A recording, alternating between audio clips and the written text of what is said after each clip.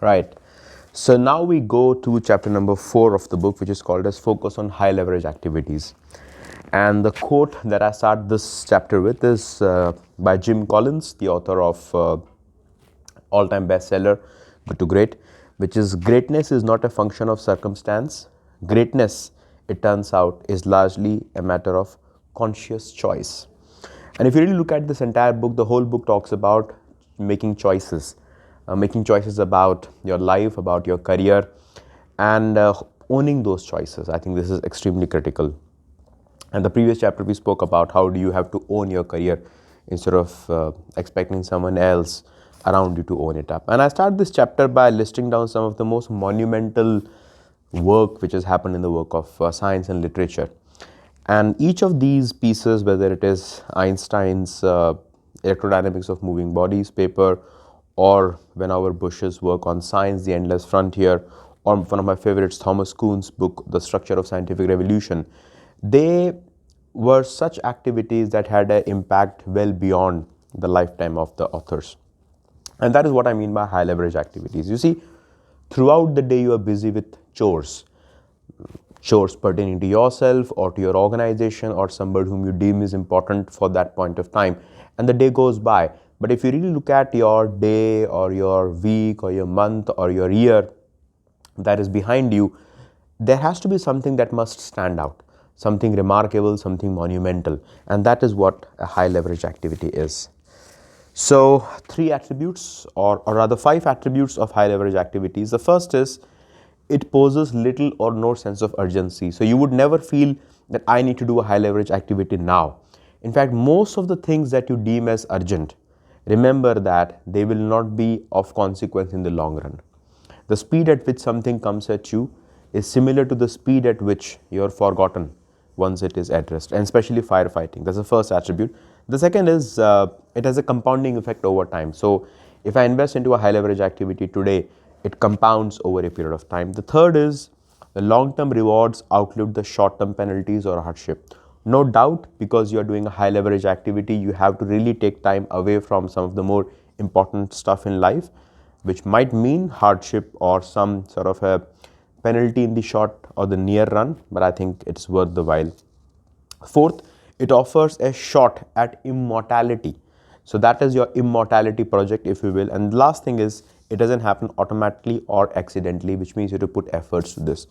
Now, if I look at my own career over the last decade or so, there are only 2 high leverage activities that I deem are there. The first is doing a PhD from IIM Bangalore campus, and the second is to write books and to try and be an author.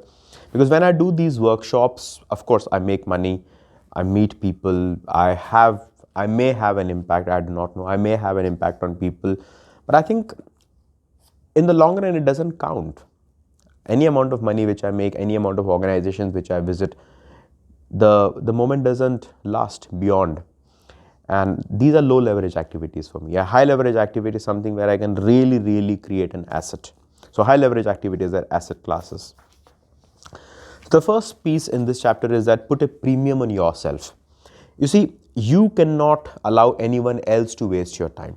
You should waste your time, that's absolutely okay, but allow nobody else to waste your time. So put a premium on yourself in the sense that you have to have a very high threshold of engagement.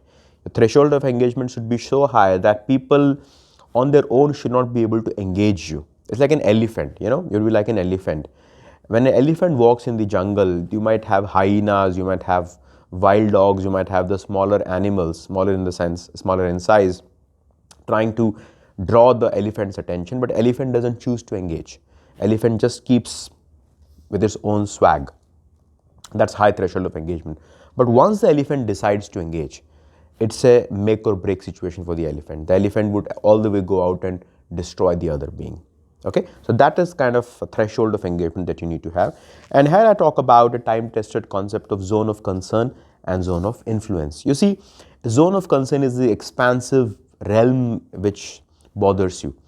I'm sure there are people who are currently bothered about the ongoing Ukraine war, or they might be perturbed about what's happening at the Gaza Strip. And of course, these are legitimate issues, but are they really in your zone of influence? What can you do?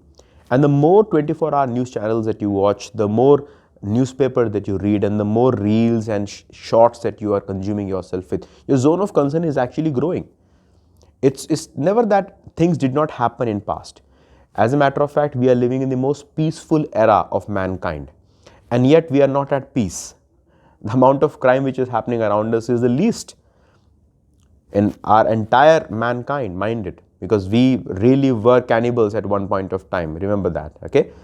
And yet we are not at peace. It's because we have such an expansive zone of concern. We really want to be concerned about things which we have no say on, and within that expansive zone of concern is a very tiny zone of influence, things which you can really do something about. And I propose in this piece that the way to go about your life has to be to very consciously reduce your zone of concern and expand your zone of influence. In an ideal state, which I call as a state of flow, these two zones might as well sort of coincide with each other.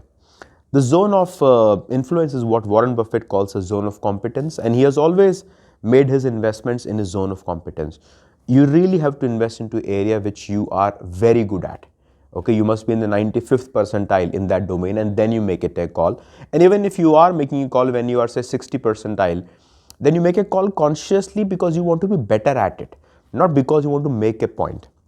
So one of the simple hacks which I propose in the book is to reduce the number of WhatsApp groups that you are in. Okay, remove the notifications from your phone, especially of WhatsApp and other things. Your phone should not attract your attention.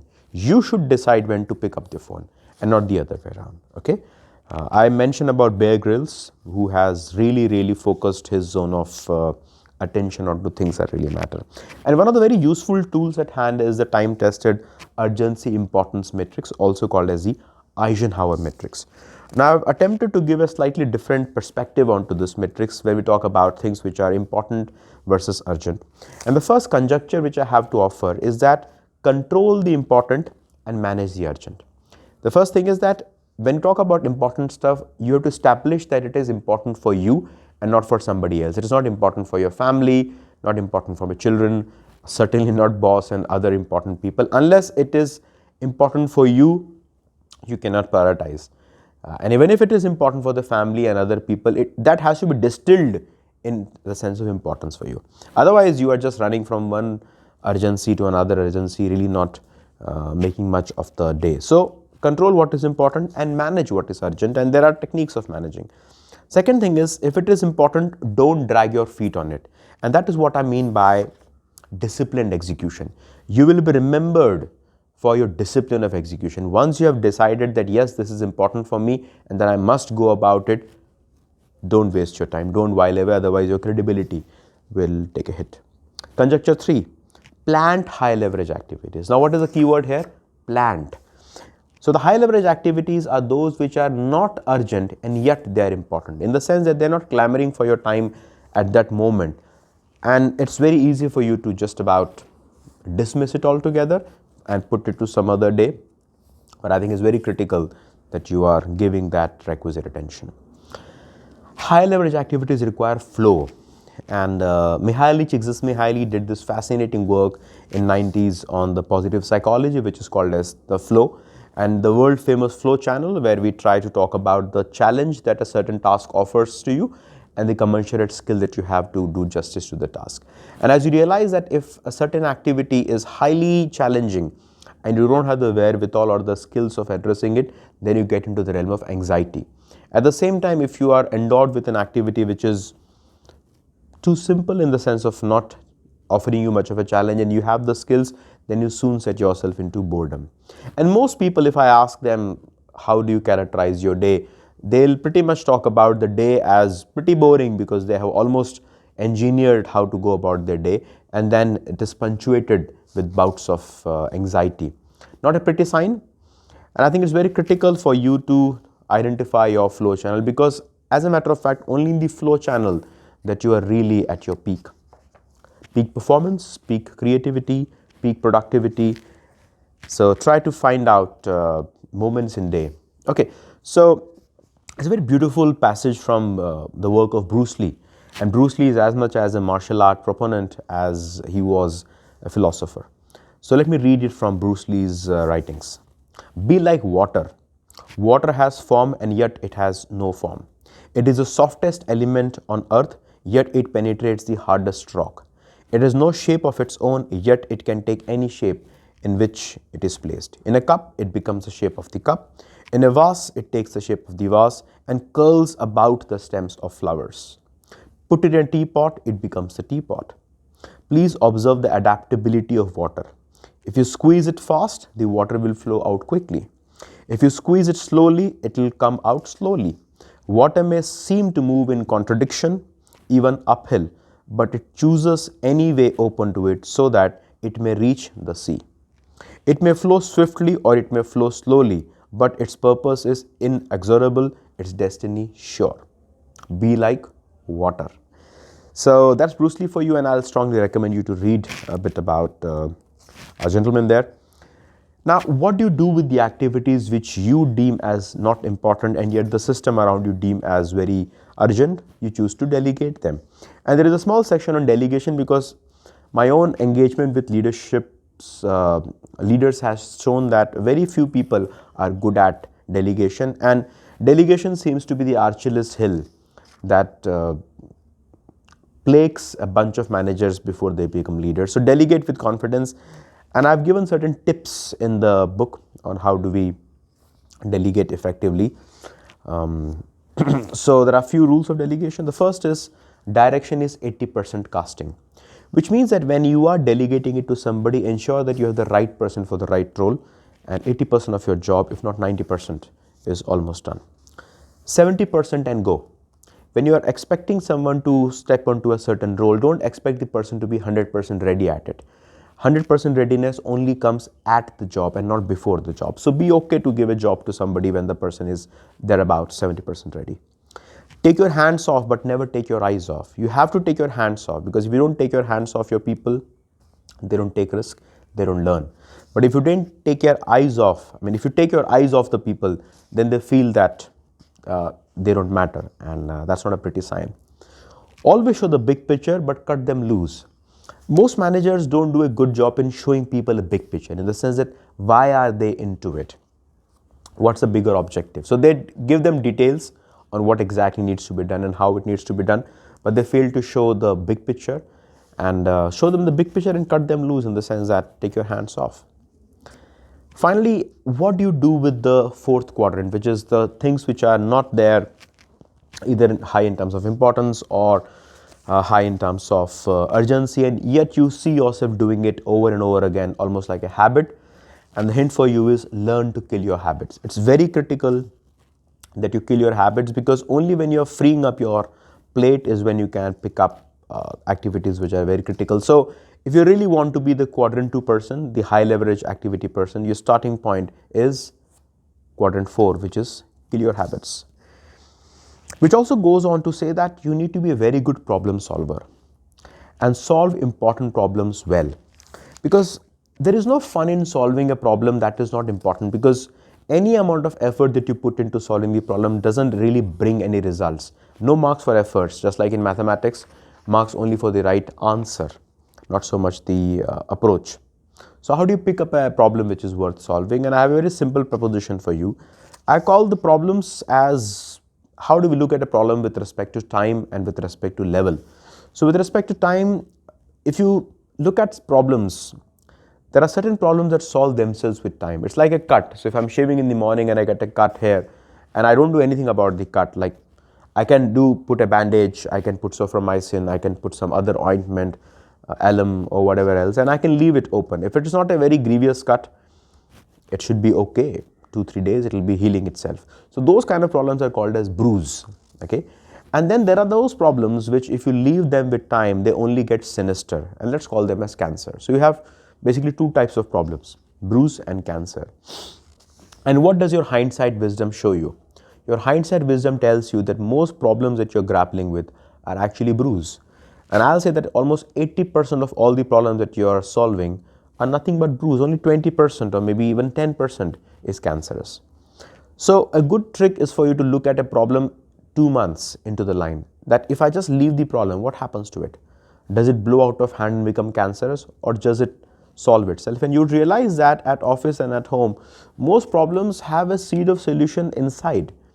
By acting on those problems, you are perhaps making those worse and engaging yourself into futile activities. Another mental heuristics is look at the problem 2 levels above your pay grade. So whenever you are confronted with a problem, ask yourself this question: how will my boss's boss relate to that problem? Okay, and that's a very, very important question. How is my boss's boss going to feel about the problem or think about the problem? Does it bother my boss's boss? And if you realize that your boss's boss is not even perturbed about the problem, it's not worth solving it. So the conjecture here is, just because you can doesn't mean you should, and that's what is putting a premium on your time. Another way of looking at it is that every problem is a mere symptom. You see, whenever you encounter something called a problem, it is more often than not a symptom. And yet, because of our years of working at it, we can't but offer a solution. So one way of looking at it is, the moment you look at a symptom, you straight away offer a solution, and that is what I call as a quick fix.